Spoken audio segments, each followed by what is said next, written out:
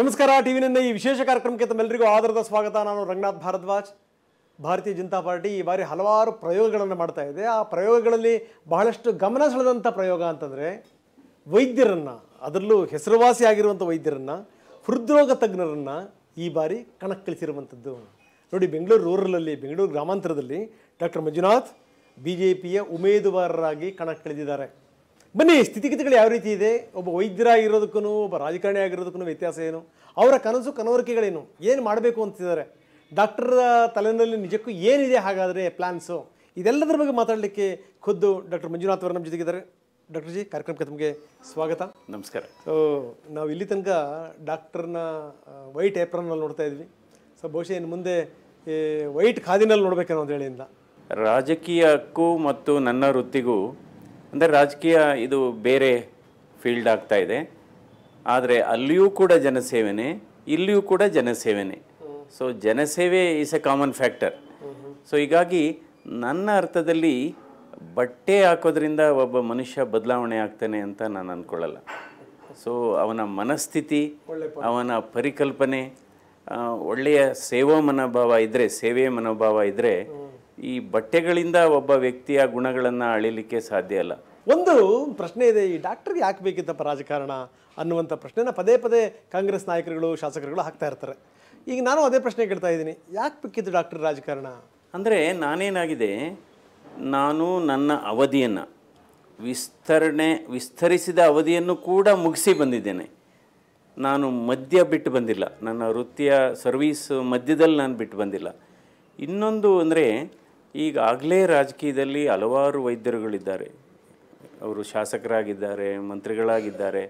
But ಈಗ ನನ್ನ ಬಗ್ಗೆ ಈ ರೀತಿ ಈ ಪ್ರತಿಕ್ರಿಯೆಗಳು ಯಾಕೆ ಬರ್ತಾ ಇದೆ ಅಂದರೆ, ನಾನು ನನ್ನ ಕ್ಷೇತ್ರದಲ್ಲಿ ಬಹಳ ಎತ್ತರದ ಸಾಧನೆಯನ್ನು ಮಾಡಿದ್ದೇನೆ. ಸೊ ಎಲ್ಲೋ ಒಂದು ಸರಿ ಜನರಿಗೆ ನನ್ನ ಮೇಲೆ ಅತಿಯಾಗಿ ಪ್ರೀತಿಯಾಗಿ, ಅಯ್ಯೋ ಡಾಕ್ಟರ್ ಮಂಜುನಾಥ್ ಅವರು ಇಷ್ಟು ಸಾಧನೆ ಮಾಡಿದ್ದಾರೆ, ಅವರ ರೆಪ್ಯುಟೇಷನ್ ತುಂಬ ಜಾಸ್ತಿ ಇದೆ, ಏನಾದರೂ ಅವರಿಗೆ ತೊಂದರೆ ಆಗ್ಬೋದಾ ಅಥವಾ ಅವರ ಹೆಸರಿಗೆ ಏನಾದರೂ ಕಳಂಕ ಬರ್ಬೋದಾ ಅನ್ನೋ ನನ್ನ ಮೇಲೆ ಇರತಕ್ಕಂಥ ಹೆಚ್ಚು ಪ್ರೀತಿ ಮಾಡುವಂಥವರು ಅಥವಾ ನನ್ನ ಬಗ್ಗೆ ಅತಿಯಾದ ಅಭಿಮಾನ ಇರುವವರು ಹೇಳಿರುವಂಥ ಸಾಧ್ಯತೆ ಇದೆ. ಆದರೆ ಇನ್ನೊಂದು ಭಾಗ, ಬಹುಶಃ ನಾನು ಬೆಂಗಳೂರು ಗ್ರಾಮಾಂತರದಲ್ಲಿ ಸ್ಪರ್ಧೆ ಮಾಡ್ದೇನೆ ಬೇರೆ ಕ್ಷೇತ್ರದಲ್ಲಿ ಏನಾದರೂ ಸ್ಪರ್ಧೆ ಮಾಡಿದರೆ ಬಹುಶಃ ಇಂಥ ಪ್ರತಿಕ್ರಿಯೆಗಳು ಬರ್ತಿರಲ್ಲ ಅಂತ ಅನಿಸುತ್ತೆ ನನಗೇನು. ಸೊ ಈಗೇನಾಗಿದೆ, ಈ ಬೆಂಗಳೂರು ಗ್ರಾಮಾಂತರ ಏನು ಆಯಿತು, ಹೈ ವೋಲ್ಟೇಜ್ ಕ್ಷೇತ್ರ ಅಂತ ಹೇಳ್ತಾ ಇದ್ದಾರೆ, ಅಥವಾ ಇದು ಪ್ರತಿಷ್ಠಿತ ಕ್ಷೇತ್ರ ಅಂತ ಹೇಳ್ತಾ ಇದ್ದಾರೆ. ಈ ಹೈ ವೋಲ್ಟೇಜ್ಗೆ ನಾನು ಕಾರಣ ಅಲ್ಲ. ಸೊ ಸರ್ಕಾರದ ಒಂದು ಅಂಗವಾಗಿ, ಜನಪ್ರತಿನಿಧಿಯಾಗಿ ನೀವು ಈ ಸೇವೆ ಮಾಡುವಂಥದ್ದು ಇದೆಯಲ್ಲ, ಅದು ಅಷ್ಟು ಸುಲಭ ಅನಿಸುತ್ತಾ? ಅಂದರೆ ಏನಾಗುತ್ತೆ, ಇವನ್ ನಾನು ಜಯದೇವ ಹೃದ್ರೋಗ ಆಸ್ಪತ್ರೆಯಲ್ಲಿ ಈ ರೀತಿ ಸುಧಾರಣೆ, ಈ ರೀತಿ ಬದಲಾವಣೆ ತಂದಿದ್ದು, ಅದು ಕೂಡ ಏನು ಹೂವಿನ ಹಾಸಿಗೆ ಆಗಿರಲಿಲ್ಲ, ಅದು ಕೂಡ ಮುಳ್ಳಿನ ಹಾಸಿಗೆ ಇತ್ತು. ಈ ದೀರ್ಘಾವಧಿ ಈ ಸರ್ವೀಸಲ್ಲಿ ನಾನು ಸುಮಾರು 6 ಜನ ಚೀಫ್ ಮಿನಿಸ್ಟರ್ನ ಒಪ್ಪಿದ್ದಾರೆ, ನನ್ನನ್ನು ಬಂದಂಥ ಎಲ್ಲ ಸರ್ಕಾರಗಳು ನನ್ನನ್ನು ಒಪ್ಪಿದ್ದಾರೆ. ಸೊ ಏಕೆಂದರೆ ಎಷ್ಟೋ ಕಡೆ ಏನಾಗುತ್ತೆ, ಸರ್ಕಾರ ಬದಲಾವಣೆ ಆದ ಕೂಡಲೇ ಈ ಥರ ಬದಲಾವಣೆ ಆಗುತ್ತೆ. ಸೊ ಅದರಿಂದ ಈ ರಾಜಕೀಯನೂ ಅಷ್ಟೇ. ಸೊ ನಿಮ್ಮ ಗುರಿ ಸರಿ ಇದ್ದರೆ, ನಿಮ್ಮ ಏನು ದೃಷ್ಟಿಕೋನ ಸರಿ ಇದ್ದರೆ ಇಲ್ಲೂ ಕೂಡ ಮಾಡ್ಬೋದು. ನಿಮ್ಮ ದೃಷ್ಟಿಕೋನ ಬಹಳ ಮುಖ್ಯವಾದದ್ದು. ಸೊ ಅದರಲ್ಲಿ ಬದಲಾವಣೆ ಆಗಬಾರ್ದು. ಸೊ ಅಂದರೆ ಇದು ಕೂಡ ಒಂದು ಸರ್ಕಾರಿ ಸೇವೆನೇ. ಅದು ಅಂದರೆ ಈಗ ವೈದ್ಯಕೀಯ ವೃತ್ತಿಯಲ್ಲಿ ನಾನು ಸರ್ಕಾರಿ ಸಂಸ್ಥೆಯಲ್ಲಿ ಕೆಲಸ ಮಾಡತಕ್ಕಂಥ ಅದು ಪಬ್ಲಿಕ್ ಸರ್ವೆಂಟೇ. ಈಗ ಸಂಸದರಾಗೋದು ಕೂಡ ಪಬ್ಲಿಕ್ ಸರ್ವೆಂಟೇ. ಸೊ ಆ ರೀತಿ ಕೆಲಸ ಮಾಡ್ಬೋದು. ಅಂದರೆ ನಾವು ಇಲ್ಲ ಈ ಕ್ಷೇತ್ರದಲ್ಲಿ ಮಾಲಿನ್ಯ ಇದೆ, ನಾವು ಅಲ್ಲಿ ಹೋಗನೇಬಾರ್ದು ಅಂತ ಎಲ್ಲರೂ ಅಂದರೆ ಅದು ಹಾಗೇ ಮುಂದುವರಿಯುತ್ತೆ. ಈಗ ಕಮಲ ಅಥವಾ ತಾವರೆ ಹೂವು ಅರಳೋದು ನಿಲ್ಲಿಸೋದಿಲ್ಲ, ಅದು ಸುತ್ತಮುತ್ತ ಏನೋ ಇರ್ಬೋದು. ಸೊ ಆ ರೀತಿ, ಸೊ ಅದರಿಂದ ಕಮಲದ ಚಿಹ್ನೆಯಲ್ಲೇ ನಾನು ನಿಂತಿದ್ದೀನಿ. ಭಾಳ ಭಾಳ ಒಳ್ಳೆ ಮಾತನ್ನು ಹೇಳಿದ್ರಿ. ಏನು ಅಂದರೆ ಡಾಕ್ಟರ್, ನನಗನ್ಸುತ್ತೆ ಈ ಜಾತ್ಯತೀತತೆ ಅನ್ನುವಂಥ ಪದದ ನಿಜವಾದ ಅರ್ಥ ನಾವು ಕಾಣೋದಿಲ್ಲ ಅಂತಂದರೆ ಅದು ವೈದ್ಯಕೀಯ ರಂಗದಲ್ಲಿ ಅಂತ. ನೋಡಿ, ಒಬ್ಬ ಪೇಷಂಟ್ ಬಂದಂಥ ಸಂದರ್ಭದಲ್ಲಿ ಇವನು ಯಾವ ಜಾತಿ, ಯಾವ ಕುಲ, ಇವನು ಯಾವ ಗೋತ್ರ, ಯಾವ ನಕ್ಷತ್ರ ಕೇಳಲ್ಲ, ಮೊದಲು ಅವನು ಬದುಕಿಸ್ಬೇಕು. ನಿಜವಾದ ಜಾತ್ಯತೀತತೆ ಆದರೆ ನೋಡಿ, ನೀವು ಕೂಡ ಎಂಥ ಅದ್ಭುತವಾದ ವೈದ್ಯರು ನೀವು ಅಂತಂತಂದರೆ, ನಿಮ್ಮ ಮನೋಭಾವನೆ ಎಷ್ಟರ ಮಟ್ಟಿಗಿದೆ ಅಂತಂದರೆ, ನೀವು ಜಾತಿ ಮತ ಭೇದ ಅನ್ನೋದಿಲ್ದನೇ, ಬಡವರು ಬಲ್ಲಿದರು ಅನ್ನೋದಿಲ್ದನೇ, ನಿಜವಾದ ವೈದ್ಯಕೀಯ ದೃಷ್ಟಿಕೋನದಲ್ಲಿ, ವೈದ್ಯನ ದೃಷ್ಟಿಕೋನದಲ್ಲಿ ನೀವು ಸಾಕಷ್ಟು ಕೆಲಸ ಮಾಡಿದಿರಿ. ಒಬ್ಬ ಹೃದಯ ತಜ್ಞರಾಗಿ ತಮ್ಮ ಹೃದಯವಂತಿಕೆಯನ್ನು ಮೆರೆದಿದ್ದೀರಿ. ಪ್ರಶ್ನೆ ಬರುವಂಥದ್ದೇನಿಲ್ಲ ಅಂತಂದರೆ, ಅಂಥ ಹೃದಯವಂತ ಡಾಕ್ಟ್ರು, ಅಂಥ ಜಾತ್ಯತೀತ ವೈದ್ಯರು ಯಾಕೆ ಕೋಮುವಾದಿ BJPನ ಆಯ್ಕೆ ಮಾಡಿಕೊಂಡ್ರು? ಇವತ್ತು ನಾವು ವೈದ್ಯನಾಗಿ ಕೆಲಸ ಮಾಡತಕ್ಕಂಥ ಸಂದರ್ಭದಲ್ಲಿ ನಾವು ಯಾವುದು ಜಾತಿ ಧರ್ಮ ಬಡವ ಬಲ್ಲಿದ ಎಲ್ಲರನ್ನೂ ಒಂದೇ ದೃಷ್ಟಿಯಲ್ಲಿ ನೋಡ್ತೇವೆ. ಇಲ್ಲೂ ಕೂಡ ದೃಷ್ಟಿಕೋನ ಅದೇ ರೀತಿ ನೋಡೋದಕ್ಕೆ ಅವಕಾಶ ಇರುತ್ತೆ. ಸೊ ನಮ್ಮ ಮನೋಭಾವ ಮನಸ್ಥಿತಿ ಬಹಳ ಮುಖ್ಯವಾದದ್ದು. ಎಲ್ಲರನ್ನೂ ಪ್ರೀತಿಸುವಂಥದ್ದು ಅದು ಬಹಳ ಮುಖ್ಯವಾದದ್ದು. ಈಗ ನೋಡಿ, ಈಗ ಹಣದಿಂದ ಮನೆ ಕಟ್ಬೋದು,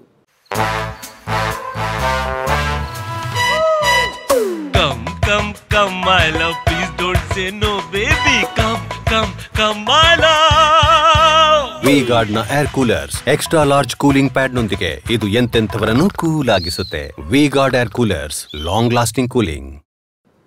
ಆದರೆ ಮನಸ್ಸು ಕಟ್ಟದೆ ಹೇಗೆ? ಗುಣದಿಂದಲೇ ಕಟ್ಟಬೇಕು. ಅಂದರೆ ಹಣದಿಂದ ಕಟ್ಟಿದ ಮನಸ್ಸಿನಲ್ಲಿ ಎಲ್ಲರೂ ವಾಸ ಮಾಡ್ಬೋದು, ಆದರೆ ಗುಣದಿಂದ ಕಟ್ಟಿದ ಮನೆಯಲ್ಲಿ ಗುಣದಿಂದ ಕಟ್ಟಿದ ಮನೆಯಲ್ಲಿ ಯೋಗ್ಯರು ಮಾತ್ರ ವಾಸ ಮಾಡಲಿಕ್ಕೆ ಸಾಧ್ಯ.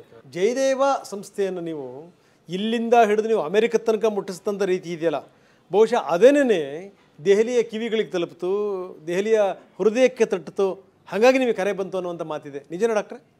ಅಂದರೆ ಏನಾಗುತ್ತೆ, ಒಂದು ಕ್ಷೇತ್ರದಲ್ಲಿ ಅಭೂತಪೂರ್ವ ಸಾಧನೆ ಮಾಡಿದರೆ ಸಾಮಾನ್ಯವಾಗಿ ಅದು ರಾಷ್ಟ್ರೀಯ ಮಟ್ಟದಲ್ಲಿ ಅದನ್ನು ಗುರುತಿಸುವಂಥ ಕೆಲವು ಸಂದರ್ಭ ಬರುತ್ತೆ. ಯಾವುದೇ ಕ್ಷೇತ್ರ ಆಗ್ಬೋದು.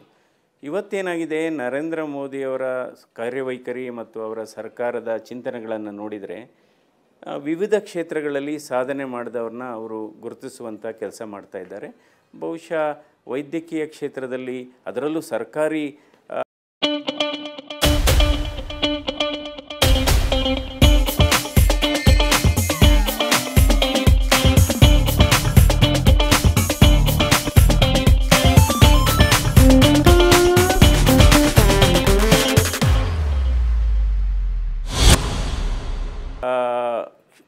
ಕ್ಷೇತ್ರದಲ್ಲಿ ಒಬ್ಬ ವೈದ್ಯ ಮಾಡಿರತಕ್ಕಂಥ ಸಾಧನೆ ಅದು ಅವರ ಗಮನಕ್ಕೆ ಬಂದಿರ್ಬೋದು. ಏಕೆಂದರೆ ಅವರಿಗೆ ಅವರು ರೆಕಗ್ನೈಸ್ ಮಾಡಿ ಅವರಿಗೆ ಜವಾಬ್ದಾರಿಗಳನ್ನು ಕೊಡ್ತಾ ಇದ್ದಾರೆ ಅವರು. ಈಗಲೇ ಉದಾಹರಣೆ, ಜೀವಂತ ಉದಾಹರಣೆ ಈಗಿರ್ತಕ್ಕಂಥ ಅವರ ಸಚಿವ ಸಂಪುಟದಲ್ಲೇ ಇದೆ. ನಿಜ ನಿಜ ನಿಜ.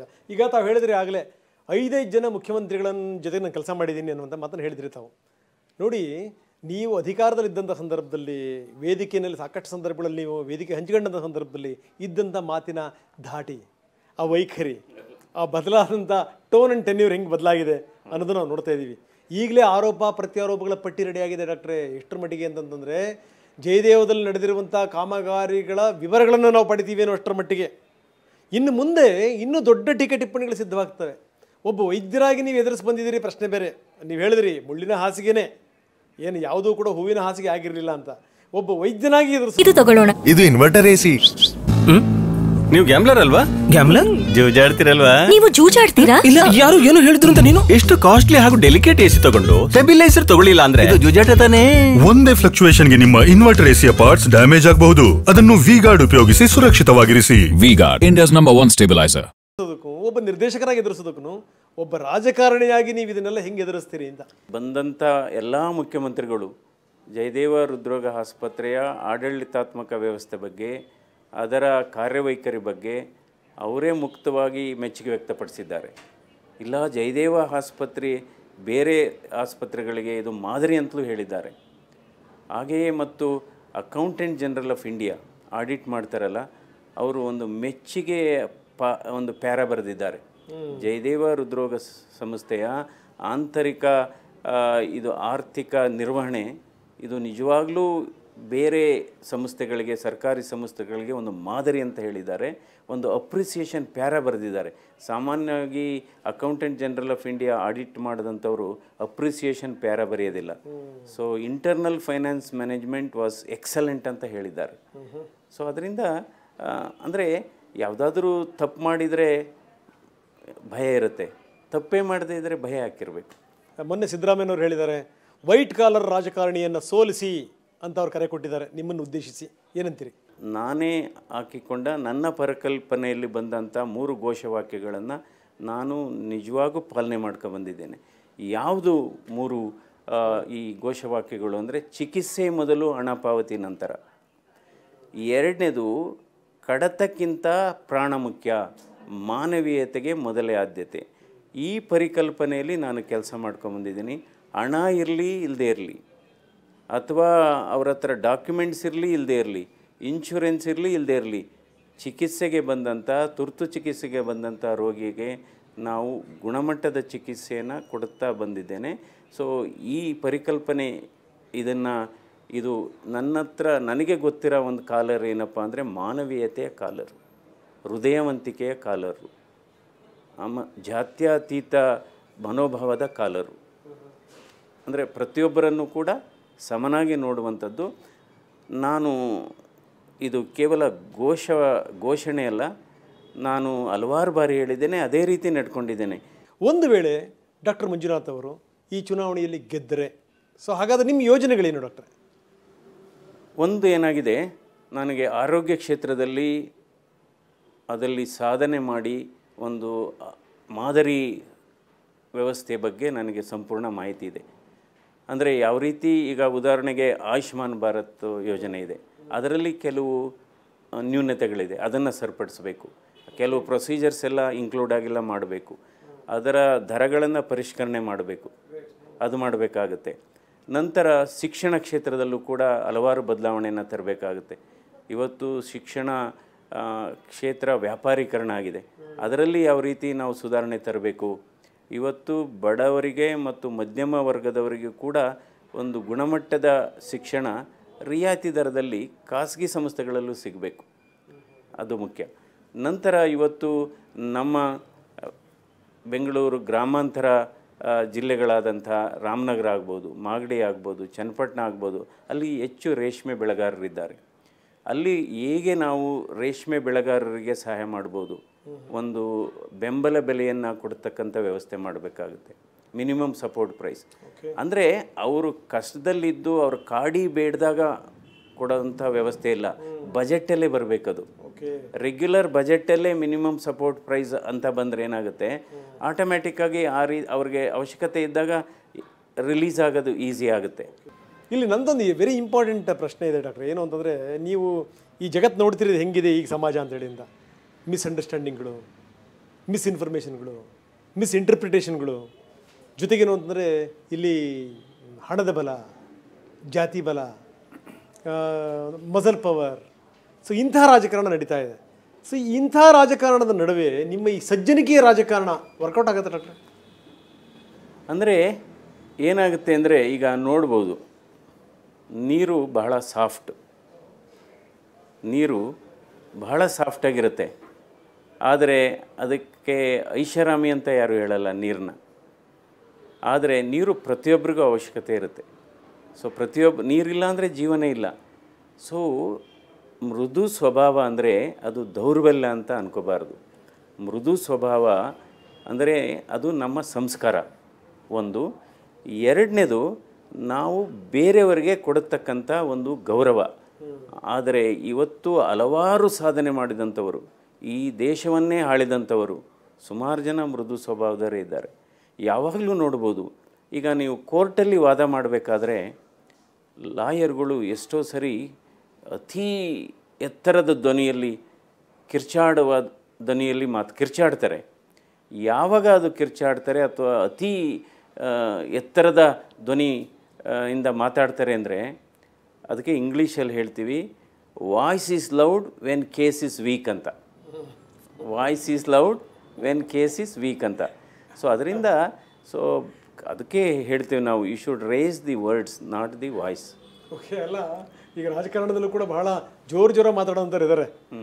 ಅದು ನೋಡಿದಾಗ ಡಾಕ್ಟರ್ ಮಂಜುನಾಥ್ ಅವರ ಮಾತು, ಈ ಮಾತನ್ನು ಯಾರಿಗೆ ಹೇಳಿದರು ಅಂತ ಕೇಳಬೇಕು ಅಂತ. ಸೊ ಅದಕ್ಕೋಸ್ಕರ ಸ್ವಭಾವ ಮೃದು ಇರ್ಬೋದು, ನಿರ್ಧಾರವನ್ನು ತೆಗೆದುಕೊಳ್ಳತಕ್ಕಂಥ ಸಂದರ್ಭದಲ್ಲಿ I am very firm in my decision but soft in my approach. Again I repeat, I was soft in my approach but very firm in decisions. Correct. ಇದೆಲ್ಲದರ ಜೊತೆಗೆ ಡಾಕ್ಟ್ರೆ ಬಹಳಷ್ಟು ಜನ ಹೇಳ್ತಾರೆ, ನಿಮ್ಮೆಲ್ಲಿಂದ ಪ್ರೀತಿಯಿಂದ ಹೇಳ್ಬೋದು ಅಥವಾ ಯಾಕಪ್ಪ ಈ ಪಕ್ಷದಿಂದ ನಿಂತರು ಅಂತ ಕಾರಣದಿಂದ ಹೇಳ್ಬೋದು, BJP ಡಾಕ್ಟರ್ ಮಂಜುನಾಥ್ ಅವ್ರನ್ನ ಹರಕೆಯ ಕುರಿಯನ್ನಾಗಿ ಮಾಡಿಬಿಡ್ತು ಅನ್ನುವಂಥ ಮಾತುಗಳು ಕೇಳಿಬರ್ತವೆ. JDS ಮತ್ತು BJP ಅಲಯನ್ಸಲ್ಲಿ NDA ಒಕ್ಕೂಟದಲ್ಲಿ ನಾನು BJPಯಿಂದ ನಿಂತಿದ್ದೇನೆ. ಈ ಎರಡೂ ಪಕ್ಷಗಳ ಶಕ್ತಿ ಚೆನ್ನಾಗಿದೆ ಇಲ್ಲಿ. ಈಗ ನೋಡಿ, 2019ನೇ ಲೋಕಸಭಾ ಚುನಾವಣೆಯ ಫಲಿತಾಂಶವನ್ನು ನೋಡಿದಂಥ ಸಂದರ್ಭದಲ್ಲಿ ಆ ಚುನಾವಣೆಯಲ್ಲಿ ಕಾಂಗ್ರೆಸ್ಸು ಮತ್ತು JDS ಒಟ್ಟಾಗಿ ಇತ್ತು. ಸೊ ಆವಾಗ BJP ಏಕಾಂಗಿಯಾಗಿ ಸ್ಪರ್ಧೆ ಮಾಡಿದ್ದಾರೆ. ಆಗ ಏಕಾಂಗಿಯಾಗಿ ಸ್ಪರ್ಧೆ ಮಾಡಿದಂಥ ಸಂದರ್ಭದಲ್ಲೂ BJP ಅಭ್ಯರ್ಥಿಗೆ 6,70,000 ಮತಗಳು ಬಂದಿದೆ. ಸೊ ಇವತ್ತು ನಾವು ಈ ಚುನಾವಣೆಯ ಮ್ಯಾಥಮ್ಯಾಟಿಕ್ಸ್ ಗಣಿತವನ್ನು ನೋಡಿದರೆ, ಸೊ ಇವತ್ತೇನಾಗಿದೆ, BJP ಮತ್ತು JDS ಒಂದಾಗಿದೆ. ಸೊ ಹಾಗಾದರೆ ನಾವು ಈ ಗಣಿತದ ಪ್ರಕಾರ ಮುಂದಿದ್ದೇವೆ.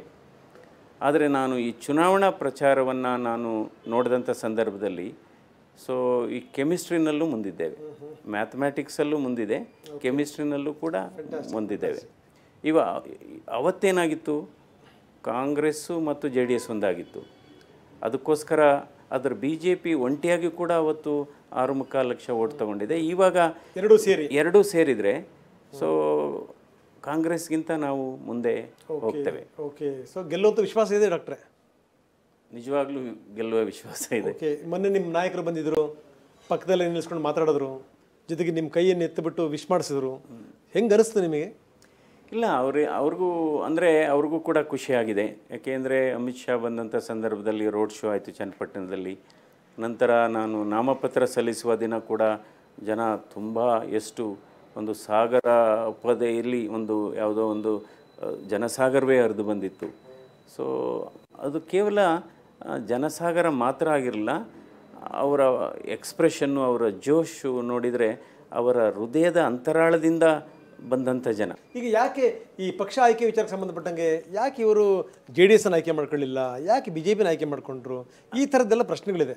ಈಗ ಇದೇನಾಗಿದೆ, ಈ ಯಾವ ಪಕ್ಷ ಆಯ್ಕೆ ಮಾಡ್ಕೋಬೇಕು ಅಥವಾ ಯಾವ ಕ್ಷೇತ್ರ ಆಯ್ಕೆ ಮಾಡ್ಕೋಬೇಕು ಅದು ನನ್ನ ಚಾಯ್ಸ್ ಆಗಿರಲಿಲ್ಲ. ಇದನ್ನು JDS ಮತ್ತು BJP ಹೈಕಮಾಂಡ್ ನಿರ್ಧಾರ ಮಾಡಿದೆ. ಫಸ್ಟ್ ಆಫ್ ಆಲ್ ನನಗೆ ರಾಜಕೀಯಕ್ಕೆ ಬರಬೇಕು ಅನ್ನುವ ಆಸೆನೂ ಇರಲಿಲ್ಲ, ಅದು ನನ್ನ ತಲೆನಲ್ಲೂ ಇರಲಿಲ್ಲ, ನನ್ನ ಕನಸಲ್ಲೂ ಇರಲಿಲ್ಲ. ಇವತ್ತು ರಾಜಕೀಯಕ್ಕೆ ನಾನು ಬಂದಿರೋದು ಆಕಸ್ಮಿಕ. ಆದರೆ ಈ ರಾಜಕೀಯಕ್ಕೆ ಬಂದಿದ್ರೂ ಕೂಡ ನಾನು ಮಾಮೂಲಿ ರಾಜಕಾರಣ ಮಾಡೋದಿಲ್ಲ. ಓಕೆ. ಏನು ಮನೆಯಲ್ಲಿ ಮೇಡಮ್ ಏನು ಒಪ್ಪಿಗೆ ಕೊಟ್ರ ಅಂತ ಒಂದು ಕುಮಾರಸ್ವಾಮಿ ಅವರು ಮಾತಾಡುವಂಥ ಸಂದರ್ಭದಲ್ಲಿ ಹೇಳ್ತಾ ಇದ್ರು, ನಿಜಕ್ಕೂ ನನ್ನ ಮಂಜುನಾಥ್ ಅವ್ರ ಮಗ ನನಗೆ ನಿಜಕ್ಕೂ ಭಾಳ ಸ್ವಲ್ಪ ತೀಕ್ಷ್ಣವಾಗಿ ಮಾತಾಡಿದ್ರು. ನನಗೆ ಯಾಕೆ ಬೇಕಿತ್ತು ನಮ್ಮ ಅಪ್ಪನಿಗೆ ರಾಜಕಾರಣ, ನೀವು ಯಾಕೆ ಎಳಿತಾ ಇದ್ದೀರಿ ಅವ್ರನ್ನ ಅನ್ನುವಂಥ ಮಾತನ್ನು ಆಡಿದ್ರು ಅನ್ನುವಂಥ ಮಾತನ್ನು ಹೇಳಿದ್ರು. ಅಂದರೆ ಮನೆಯಲ್ಲಿ ಒಲವಿರಲಿಲ್ವಾ? ಯಾವಾಗಲೂ ಅಷ್ಟೇ. ಈಗ ಒಂದು ಕ್ಷೇತ್ರದಿಂದ ಇನ್ನೊಂದು ಕ್ಷೇತ್ರಕ್ಕೆ ಕಾಲಿಡಬೇಕಾದ್ರೆ, ಪಾದಾರ್ಪಣೆ ಮಾಡಬೇಕಾದ್ರೆ ಹಲವಾರು ಎಮೋಷನಲ್ ರಿಯಾಕ್ಷನ್ಸ್ ಇದ್ದೇ ಇರುತ್ತೆ. ಯಾಕೆಂದರೆ ನನಗೂ ಕೂಡ ಅಷ್ಟೇ, ನಾನು ಕೂಡ ಪ್ರಾರಂಭದಲ್ಲಿ ಇದಕ್ಕೆ ಏನು ಪಾದಾರ್ಪಣೆ ಮಾಡಬೇಕಾ ಬಿಡಬೇಕಾ ಅನ್ನುವ ಗೊಂದಲದಲ್ಲೇ ನಾನು ಇದ್ದೆ. ಈ ಬೆಂಗಳೂರು ಗ್ರಾಮಾಂತರದ ಜನರ ಹೃದಯದ ಮಿಡಿತ, ಸೊ ಅದಕ್ಕೆ ಸಂಬಂಧಪಟ್ಟಂಗೆ ತಾವೇನು ಹೇಳ್ತೀರಿ? ಪ್ರತಿ ಊರಲ್ಲೂ ಕೂಡ 15ರಿಂದ 20 ಜನ ನಮ್ಮಿಂದ ಚಿಕಿತ್ಸೆ ಪಡೆದವರಿದ್ದಾರೆ. ಸೊ ಅವರಂತೂ ಕೆಲವರಂತೂ ಇದು ಬಟ್ಟೆ ತೆಗೆದು ಎದೆ ತೋರಿಸ್ತಾರೆ, ಸರ್ ನಿಮ್ಮ ಆಸ್ಪತ್ರೆಯಲ್ಲ ಆಯಿತು, ನಾವೆಲ್ಲ ಬದುಕಿದ್ದೇವೆ. ಸೊ ಮೊನ್ನೆ ಒಬ್ಬರು ಎಷ್ಟು ತುಂಬ ವಯಸ್ಸಾಗಿದೆ, ಅವರು ನನ್ನ ಕಾಲಿಗೆ ಬಿದ್ದು ನೀವು ಪೇಸ್ ಮೇಕರ್ ಹಾಕ್ಕೊಟ್ರಿ ನಮಗೆ, ನನ್ನ ಹತ್ರ ಇದ್ದಿದ್ದು 10,000. ಸೊ ಅಂದರೆ ಎಷ್ಟೋ ಜನ ಸ್ವಯಂ ಪ್ರೇರಿತರಾಗಿ ಇವತ್ತು ನಮಗೆ ಪ್ರಚಾರ ಮಾಡ್ತಾ ಇದ್ದಾರೆ. ಸೊ ಅದನ್ನು ನೋಡಿದಾಗ ಸಾರ್ಥಕವಾಯಿತು. ಯಾಕೆಂದರೆ ಹಲವಾರು ಪ್ರಶಸ್ತಿಗಳು ಬಂದಿದೆ, ಆದರೆ ಜನಸಾಮಾನ್ಯರು ಕೊಡ್ತಕ್ಕಂಥ ಪ್ರಶಸ್ತಿಗಳಿದೆಯಲ್ಲ, ಜನಸಾಮಾನ್ಯರು ನಿಮ್ಮ ಸೇವೆಯನ್ನು ಗುರುತಿಸಿ ಮುಕ್ತಕಂಠದಿಂದ ಮೆಚ್ಚುಗೆ ವ್ಯಕ್ತಪಡಿಸೋದು ಎಲ್ಲ ಪ್ರಶಸ್ತಿಗಳಿಗಿಂತ ದೊಡ್ಡದು, ಮನಸ್ಸಿಗೆ ನೆಮ್ಮದಿ ಕೊಡುತ್ತೆ. ಈ ಹೃದಯಕ್ಕೆ ಸಂಬಂಧಪಟ್ಟಂಥ ವಿದ್ಯಾರ್ಥಿ ಆದಂಥವನು ಒಂದು ಮೆಥಡನ್ನು ಅವನು ತಿಳ್ಕೊಳ್ಳೇಬೇಕು, ಅದು CNM ಮೆಥಡ್ ಅಲ್ವಾ ಡಾಕ್ಟ್ರೆ? ಹೌದು. ನಾನು ಇದೊಂಚೂರು ಇನ್ನು ಮುಂದುವರಿಸ್ತಾ ಇದ್ದೀನಿ. ಹೆಂಗೆ ನೀವು ವೈದ್ಯಕೀಯ ವಿದ್ಯಾರ್ಥಿಗಳಿಗೆ ಈ ರೀತಿ ಮಾದರಿ ಆದ್ರಲ್ಲ, ಈಗ ನೀವು ಪಾಲಿಟಿಕ್ಸಿಗೆ ಬಂದಿರಿ, ಮುಂದೆ ವಿದ್ಯಾರ್ಥಿಗಳು ಈ ವೈದ್ಯಕೀಯ ವಿದ್ಯಾರ್ಥಿಗಳು ಹೆಂಗೆ ನಿಮ್ಮ ಮೆಥಡನ್ನು ಓದ್ತಾರಲ್ಲ, ನಿಮ್ಮ ಮೆಥಡನ್ನು ಕಲಿತಾರಲ್ಲ, ಹಾಗೆ ಮುಂದೆ ರಾಜಕೀಯವನ್ನು ಕಲಿಯುವಂಥ ವಿದ್ಯಾರ್ಥಿಗಳು ಕೂಡ ರಾಜಕಾರಣಿ ಅಂದರೆ ಹಿಂಗಿರಬೇಕು ಅಂಥೇಳಿ CNM ಮೆಥಡನ್ನು ಕಲಿಯಂಗೆ ಆಗಬೇಕು, ಹಂಗೆ ಆಗ್ತೀರಾ ಅಂತ. ಅಂದರೆ ಪ್ರಯತ್ನ ಬಹಳ ಮುಖ್ಯ. ಈಗ ಫಲಿತಾಂಶ ಆಮೇಲೆ ನೋಡೋಣ, ಬಟ್ ಪ್ರಯತ್ನನೇ ಮಾಡದೇ ಇದ್ದರೆ ಫಲಿತಾಂಶ ಹೆಂಗೆ ಬರುತ್ತೆ? ಸೊ ಅದಕ್ಕೆ efforts are more important then the results. So ಈಗ ಪರೀಕ್ಷೆನೇ ಬರೀದೇ ಇದ್ದು ನೀವು ಫಲಿತಾಂಶ ನೋಡೋಕ್ಕೆ ಹೋದ್ರೆ ಏನು ಪ್ರಯೋಜನ? ಸೊ ಪರೀಕ್ಷೆ ಬರೆಯೋಣ, ಅದನ್ನು ಆತ್ಮವಿಶ್ವಾಸದಿಂದ ಬರೆಯೋಣ. ಸೊ ಮುಂದೆ ಯಾಕೆಂದರೆ ಯಾವುದೇ ಇದು ಆಗದೇ ಇಲ್ಲ ಅನ್ನೋದಕ್ಕಿಂತ ಈಗ ಫೇಲ್ಯೂರ್ ಅಂದರೆ ಏನು? ಫಸ್ಟ್ ಅಟೆಂಪ್ಟ್ ಇನ್ ಲರ್ನಿಂಗ್ ಅಂತ. ಸೊ ಪ್ರಯತ್ನನೇ ಮಾಡದೇ ಇದ್ದರೆ that is the real failure. ಪ್ರಯತ್ನ ಮಾಡಿ ಅದು ಫೇಲ್ಯೂರ್ ಅಲ್ಲ. ಅಲ್ಲ, ಇವಾಗ ಇಲ್ಲಿ ತನಕ ಏನು ಅಂದರೆ ಸ್ಟೆಥೋಸ್ಕೋಪ್ ಹಿಡಿದ್ಬಿಟ್ಟು ನೀವು ಹೃದಯದ ಬಡಿತ ಮಾತ್ರ ಕೇಳ್ತಾ ಇದ್ರಿ. ಈಗ ನೀವು ಮನೆಗೆ ಹೋಗ್ತಾ ಇದ್ದೀರಿ, ಜನರನ್ನು ಭೇಟಿ ಮಾಡ್ತಾ ಇದ್ದೀರಿ, ಅಲ್ಲಿ ಹಿಂಗದ ಈ ಚುನಾವಣೆಯ ಹೃದಯದ ಬಡಿತ ಹೆಂಗಿದೆ ಅನ್ನೋದನ್ನು ನೋಡುವಂಥ ಪ್ರಯತ್ನನೂ ಕೂಡ ಮಾಡ್ತಾ ಇದ್ದೀನಿ. ನನ್ನ ಸಿದ್ಧಾಂತ, ನನ್ನ ಸಂಸ್ಕಾರ ಏನಪ್ಪ ಅಂದರೆ, ನಾನು ಟೀಕೆ ಮಾಡಲಿಕ್ಕಂತೂ ಹೋಗೋದಿಲ್ಲ. ವೈಯಕ್ತಿಕವಾದ ಟೀಕೆಗಳಿಗೆ ನಾನು ಹೋಗೋದೇ ಇಲ್ಲ. ಅದಕ್ಕೆ ಯಾಕೆಂದರೆ ಟೀಕೆಗಳು ಸಾಯುತ್ತವೆ, ಆದರೆ ಸಾಧನೆಗಳು ಜೀವಂತವಾಗಿರುತ್ತವೆ. ನಮ್ಮ ಬದುಕಿನಲ್ಲಿ 3 ವಿಚಾರ ಬಹಳ ಮುಖ್ಯ. ಅದು ಯಾವುದೇ ಒಂದು ಕ್ಷೇತ್ರ ಆಗ್ಬೋದು. ನಾವು ಒಂದನ್ನು ಗೆಲ್ಲಬೇಕು, ಇನ್ನೊಂದನ್ನು ನಾವು ಬಿಟ್ಬಿಡಬೇಕು, ಮೂರನೇದನ್ನು ನಾವು ಹಂಚಬೇಕಾಗುತ್ತೆ. ಸೊ ಏನನ್ನು ಗೆಲ್ಲಬೇಕು? ಜನರ ಹೃದಯಗಳನ್ನು ಗೆಲ್ಲಬೇಕು. ಆ ಕೆಲಸವನ್ನು ಮಾಡಿ ಗೆದ್ದುಬಿಟ್ಟಿರಿ ನೀವಾಗಲೇ. ಅಂದರೆ ಈಗ ರಾಜಕೀಯದಲ್ಲಿ ಗೆಲ್ಲಬೇಕು, ಅದು ಆ ಥರ. ಓಕೆ, ಈಗ ನಮ್ಮ ವೈದ್ಯಕೀಯ ಕ್ಷೇತ್ರದಲ್ಲಿ ಗೆದ್ದಿದ್ದೀವಿ, ಈಗ ರಾಜಕೀಯ ಕ್ಷೇತ್ರದಲ್ಲಿ ಗೆಲ್ಲಬೇಕು. ಯಾವುದನ್ನು ಬಿಡಬೇಕು? ನಾವು ಬಿಡಬೇಕಾಗಿರೋದು ದ್ವೇಷ, ಮತ್ಸರ ಮತ್ತು ಅಸೂಯೆಗಳನ್ನ ಬಿಡಬೇಕು. ಮೂರನೇದ ಏನನ್ನು ಹಂಚಬೇಕು? ಪ್ರೀತಿಯನ್ನು ಹಂಚಬೇಕು, ಸಂತೋಷವನ್ನು ಹಂಚಬೇಕು, ನಮ್ಮ ಸಾಧನೆಯನ್ನು ಹಂಚಬೇಕು. ಹಿಂದೆಲ್ಲೋ ಒಂದು ಕಡೆಗೆ ನೀವು ಹೇಳಿದಂಥ ಮಾತು ನನಗೆ ನೆನಪು ಬರ್ತಾ ಇದೆ.